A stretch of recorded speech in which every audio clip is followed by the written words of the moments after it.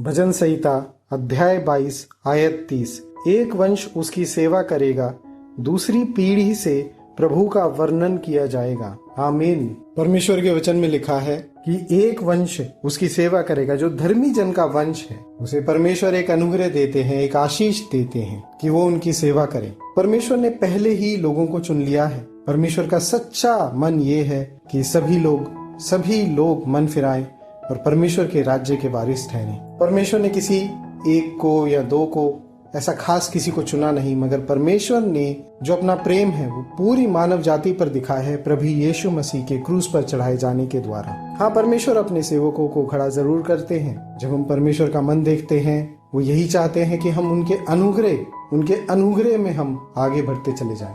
परमेश्वर के वचन को जानना, बाइबल पढ़ना, मनन करना, उसके बारे में समय बिताना, प्रार्थना करना बहुत जरूरी है। और सबसे ज्यादा जो जरूरी है वो है परमेश्वर के हम अभिषेक में आगे बढ़े, क्योंकि ना ही शक्ति से ना बल से वरन परमेश्वर की आत्मा के द्वारा, परमेश्वर की हम पवित्र आत्मा के द्वारा चले जाएं, उनके अनुग्रह में हम आगे बढ़ते चले जाएं। ये सबसे ज्यादा जरूरी बात है। जब भी आप परमेश्वर के वचनों को पढ़ते हैं, अपने घुटनों को टेकिए, आप परमेश्वर से अनुग्रह मांगिए कि हम और आप उनके अभिषेक में आगे बढ़ते चले जाएं।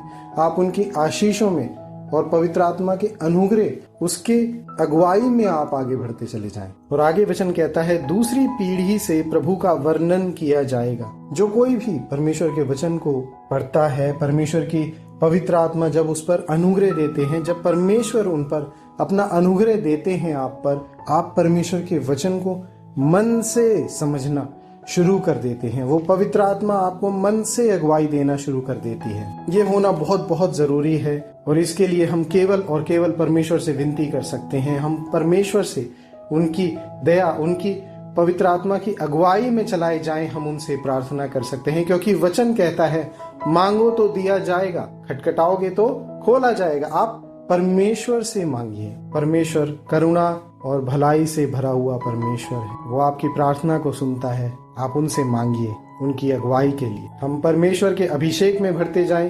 प्रभु यीशु मसीह के नाम में आमीन। जय मसीह की।